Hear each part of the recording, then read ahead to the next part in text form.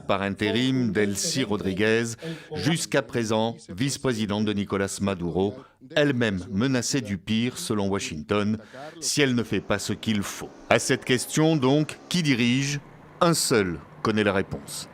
Ne me demandez pas qui est aux commandes, car je vous donnerai une réponse qui sera très controversée. Qu'est-ce que cela veut dire? Nous sommes aux commandes. Aux commandes du Venezuela et des plus grandes réserves mondiales de pétrole, de quoi peut-être redessiner un monde façon Trump, ou tel un jeu de stratégie, il suffit de déplacer un pion. Et le voisin colombien dans tout ça. La Colombie est très malade aussi. Elle est dirigée par un malade mental qui aime fabriquer de la cocaïne et la vendre aux États-Unis. Et croyez-moi, ça ne va pas durer.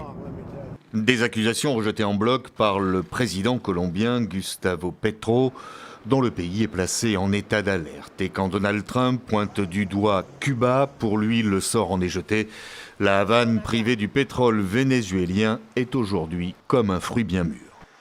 Cuba est prêt à tomber, vous le savez. Cuba a l'air d'être prêt à tomber. Menace également sur le Mexique, accusé de ne pas lutter suffisamment contre les cartels de la drogue.